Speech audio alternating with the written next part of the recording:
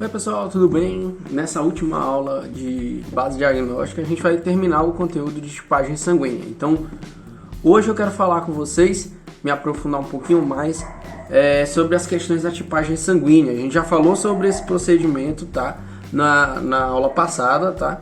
Então, se você ainda não viu esse vídeo, veja esse para a gente poder terminar esse assunto, tá bom? Então, entenda. Hoje eu vou falar com vocês um pouquinho mais sobre a tipagem sanguínea, a parte 2. Então não perca por esperar, tá bom? Então ainda a gente vai ter hoje ainda a questão das doações, como é que funciona esse esquema de doações ABO, tá? RH, a gente vai entender hoje, tá? A gente vai ver algumas questões de incompatibilidade. Existem 3 incompatibilidades quando a gente vai doar sangue, e isso pode acontecer, tá? E o que pode acontecer vou aprofundar também um pouquinho sobre a questão da incompatibilidade com a gestante. Fora isso, a gente ainda tem as nossas tira-dúvidas. Então vou tentar resumir um pouco mais para o vídeo não ficar longo demais também, para não ficar chato, né? Então vamos lá. Pessoal, o sistema ABO, ele justamente engloba os três tipos de sangue, tá? A, AB, o B também, né? E o O, tá? Então temos os 4 tipos de sangue dentro dessa nomenclatura.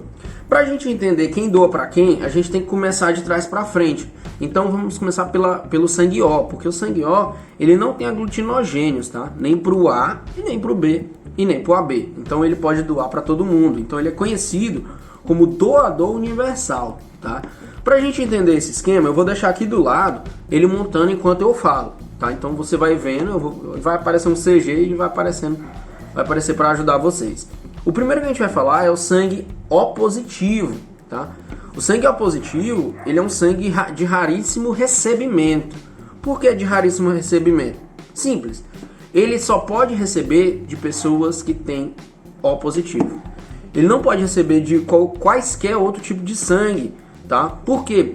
Porque qualquer aglutinogênio vai fazer ele ficar, vai dar alguma reação, tá? Mesmo de negligência por incompatibilidade sanguínea.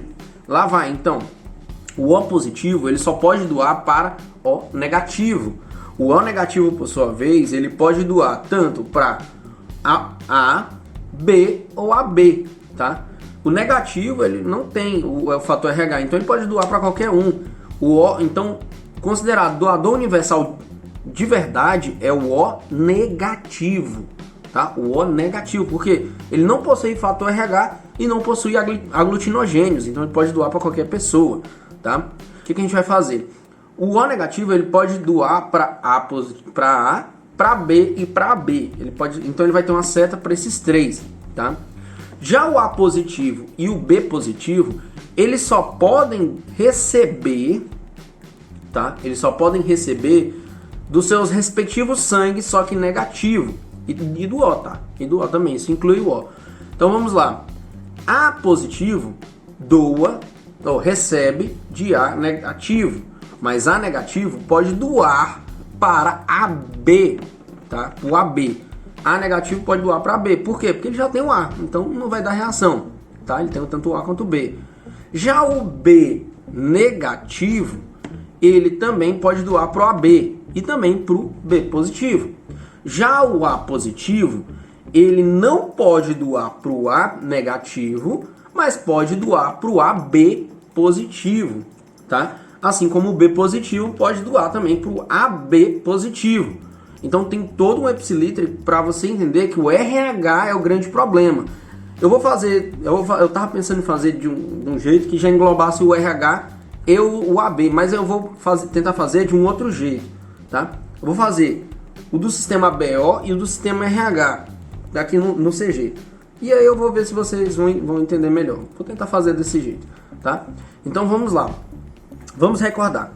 O O, ele doa pro A, B e AB. A e B doa pro AB. E claro, para eles mesmos, tá? Só que AB, ele só recebe, ele não doa. Ele não pode doar pro A e nem pro B, porque se ele doar pro A, ele tem antinogênio B. E aí vai dar incompatibilidade. Assim como o B. Se ele doar pro B, ele tem o antinogênio A.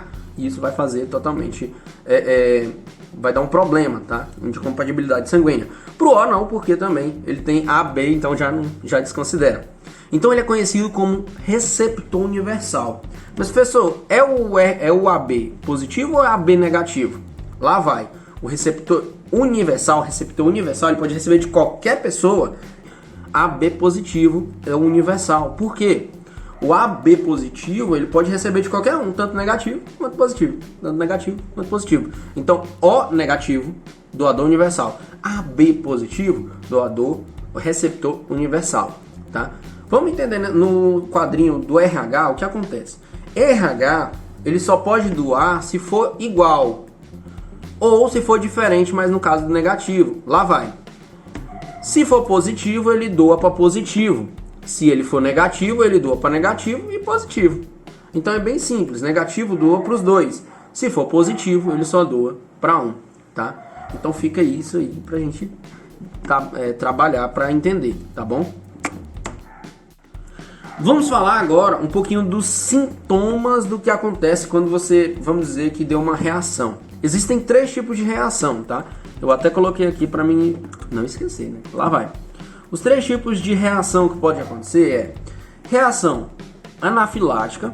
O que é a reação anafilática? A reação anafilática, ela desenvolve meio que uma alergia com o sangue que recebeu. E essa alergia faz com que o corpo ele produza uma histamina a ponto de ser mortal, tá? Então, é como se a pessoa tivesse a mesma ideia que a pessoa tivesse alergia de pirona, ou então alergia a uma picada de abelha. Aquilo vai levar futuramente a pessoa a uma parada cardiorrespiratória, tá? E eventual morte, por ser um choque extremamente forte, tá? A segunda reação é a reação hemolítica. Professor, o que é uma reação hemolítica? A reação hemolítica é justamente quando você faz uma transfusão que não deveria ser feita. Por exemplo, se eu pegar o sangue O negativo e infundir numa pessoa sangue AB positivo, provavelmente ela vai morrer. Na verdade, não é provavelmente, ela vai morrer se não for parado a transfusão. Por quê? Tanto o fator RH quanto o sistema ABO dela não é compatível. E isso faz com que o sangue ele seja atacado, tá? Esse sangue seja infundido, seja atacado. Tanto pelo sistema, pela bolsa que está sendo infundida, tá? Então aquele corpo estranho que está entrando é como se fosse uma bactéria, como se fosse uma infecção, tá? É tratado como se fosse uma infecção. E isso leva a pessoa à morte, tá? A terceira reação que eu quero falar com vocês, deixa eu pegar aqui que eu anotei, é a urticariforme. A urticariforme, ela não depende do sistema ABO, tá? Ela pode ocorrer por outros fatores, tá? Seja de imunoglobulina, outras proteínas menores que não cabe a gente trabalhar porque não é a nossa área, isso é mais a área do bioquímico, tá? Mas trabalhando isso, pode dar essa incompatibilidade. E o que acontece? É importante a gente saber o que acontece, que é a urticariforme. O que é isso? Aonde você puncionou, sabe? Igual a punção de soro. Onde você puncionou, vai começar a ficar vermelho. O caminho vai parecer um caminho de formiga na pessoa, só que vermelho. Isso é chamado de urticária. Por quê? Porque a incompatibilidade que aconteceu não foi nem do sistema ABO, nem foi por alergia ou por alguma coisa desse tipo, mas sim por alguma coisa que não deu certo, tá? De alguma coisa menor, alguma proteína menor e alguma enzima menor, tá? Só para deixar uma complementação que eu esqueci de falar, tá? Na reação anafilática, isso pode ser derivado, tá? A questão de plaquetas, a questão de leucócitos, isso pode acontecer, tá? Não é o sistema ABO e nem RH que faz a reação anafilática. Então, só para recordar, revisar. Reação anafilática, ela é causada pelos leucócitos ou plaquetas que não se chocaram.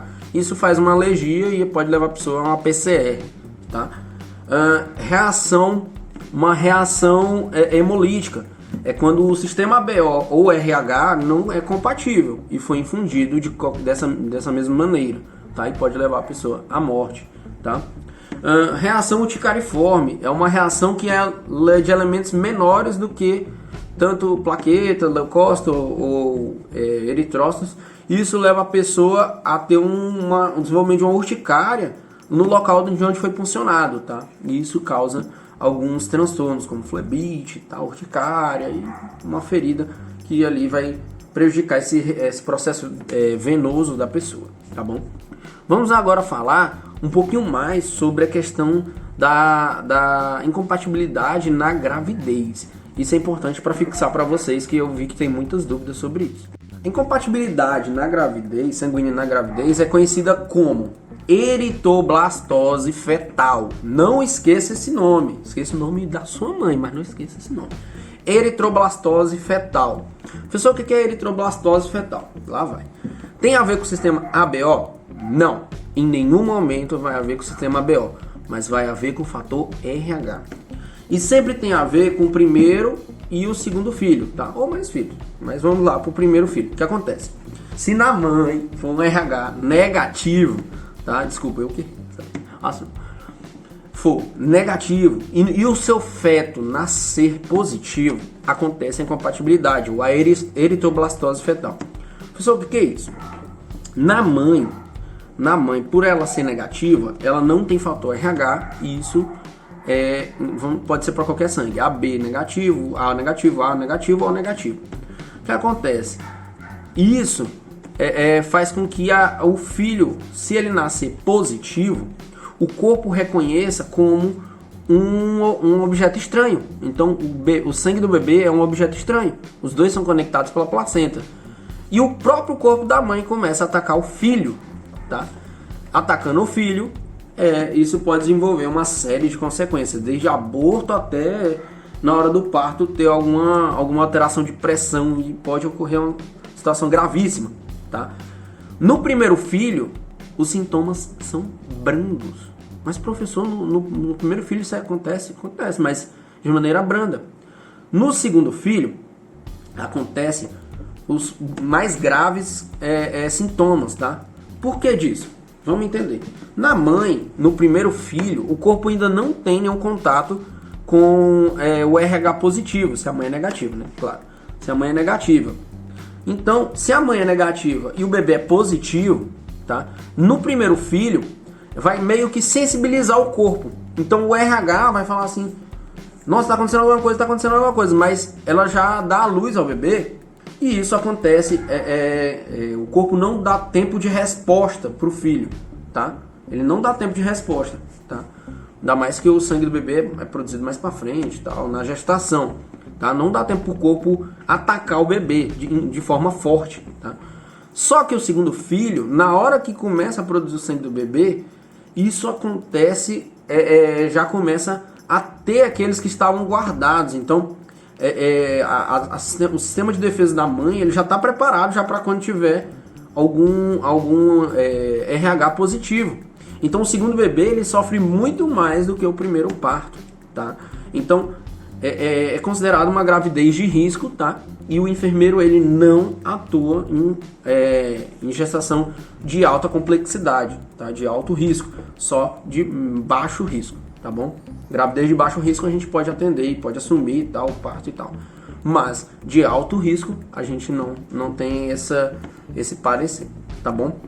Vamos falar um pouquinho dos sintomas que podem ocorrer lá na transfusão, e também que se assemelha muito à incompatibilidade sanguínea na gravidez, tá? A gente vai falar sobre os dois, que eles são bem juntos, eles são bem atrelados agora, tá bom? Os sintomas mais comuns, eles são divididos em três, tá? Comuns, graves e raros, tá? Esses três a gente vai falar agora. Os comuns, se acontecer, como ele é comum, né? Ele não é tão grave, tá? Que são as febres e as reações alérgicas.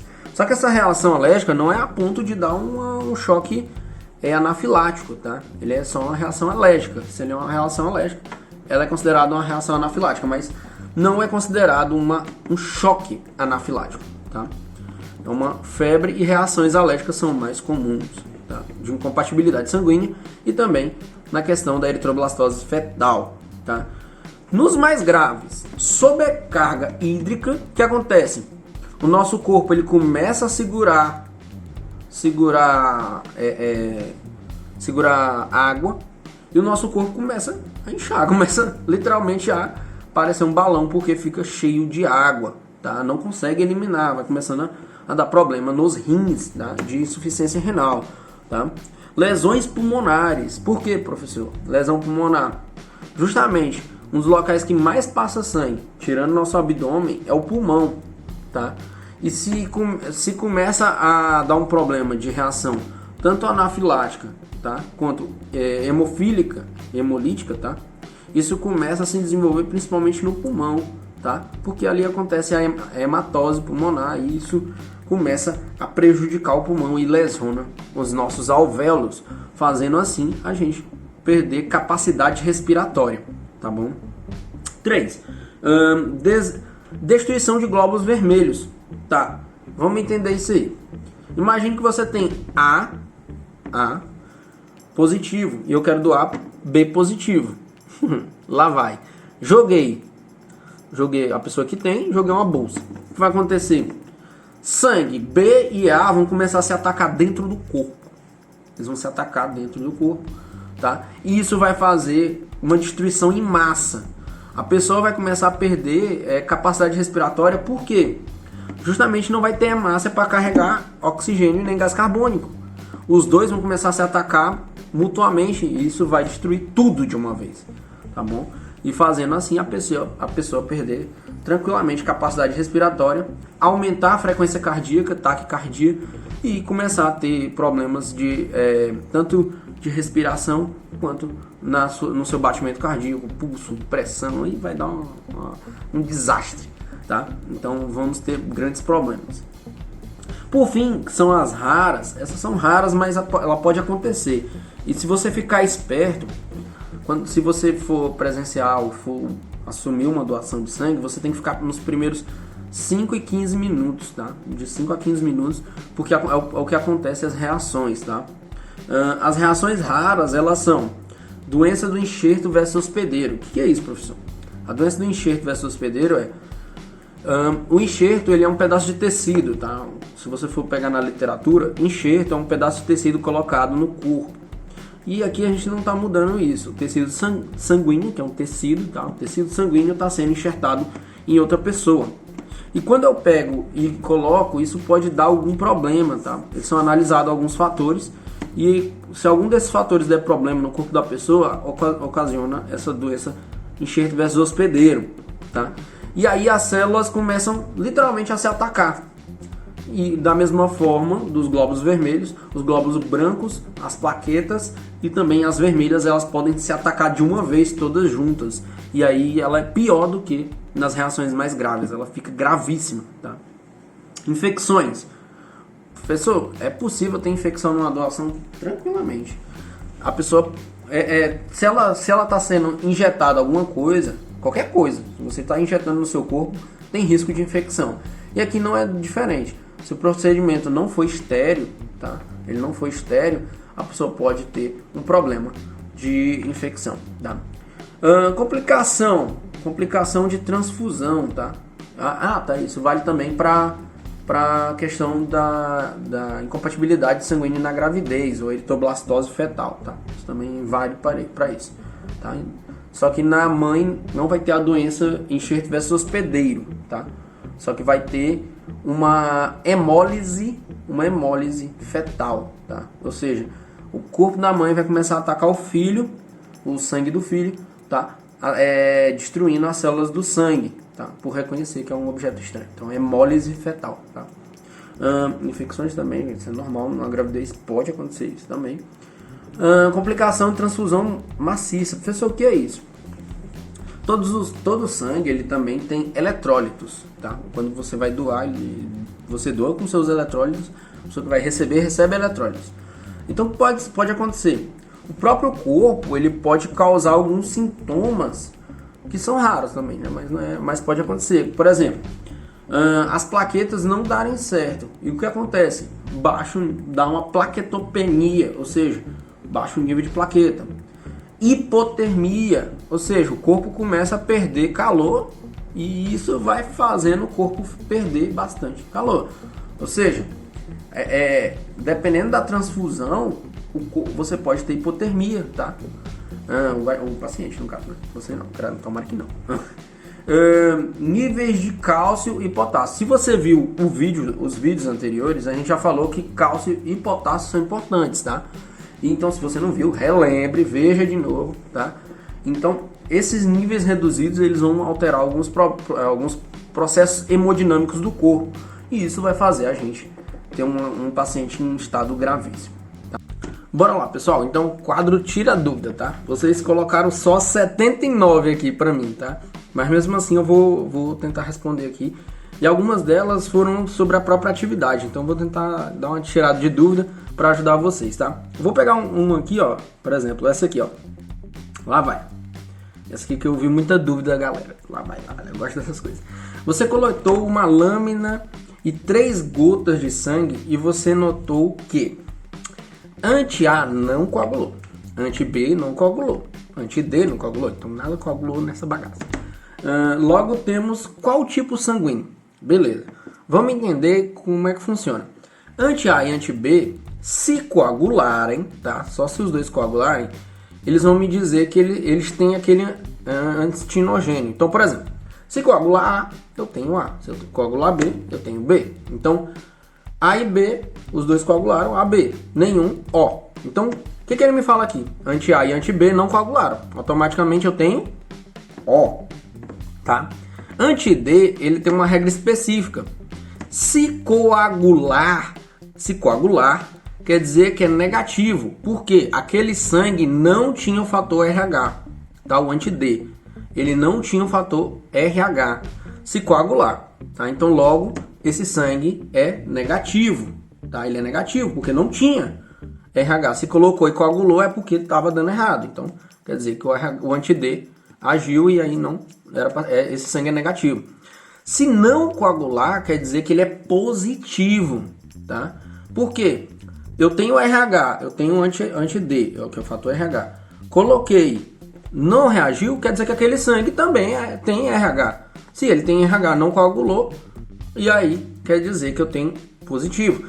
Automaticamente na questão, anti-D também não coagulou. Então se nem A nem B coagularam, é O. Se anti-D não coagulou, é positivo. Então é muito simples, tá bom? Vamos para a segunda, lá vai. Vou pegar aqui que também achei legal. Não opinar. Então, você não quer opinar. Bora para a próxima. Lá vai. Tem uma pessoa que pediu aqui. Deixa eu pegar aqui. Deixa eu só ver. Aqui, me explicar um pouquinho mais sobre o mais e o menos. O mais e o menos, ele quer dizer positivo quando é mais e negativo ele é menos, tá? Justamente referente ao fator RH. O fator RH, ele justamente tem esse RH porque vem do macaco rhesus, tá? Se especula que vem de lá, então deram RH, tá? Então só aceita, não tem dessa, tá? Se é positivo, quer dizer que aquele sangue possui, tá? E na tipagem sanguínea se utiliza o anti-D para detectar ele, que é o próprio fator RH. Você pinga o fator RH, tá? Então o anti-D é o fator RH, tá? Se ele não coagula, ele é positivo. Então quer dizer que as pessoas positivas têm aquele fator RH, tá? Se é negativo, as pessoas não têm aquele fator RH. E lá na tipagem ele coagula, ele fica com granulozinhos, assim, ele se ajunta, tá? Ele se aglutina, tá bom? Foram 3 aí, bora ver se eu tenho mais uma aqui, só para não esticar demais. Achei legal, vocês perguntarem bastante, tá? Continuem fazendo assim. Pessoal, tem uma questão que é O menos, mas eu coloquei então a opção O mais. Então eu já falei sobre ela, tá? Então olha aí na anterior que a gente já falou sobre ela, tá? Em sua maioria, pessoal, a galera que pediu um quadro aqui atrás, mas não tem como ainda, não tem o financeiro para colocar um quadro aqui para mim não, tá? Ainda mais que é só, né, pandemia, não é desnecessário colocar um quadro para mim aqui, tá? Então agradeço muito a quem me elogiou, tá? Ótimo, parabéns, obrigado, tá?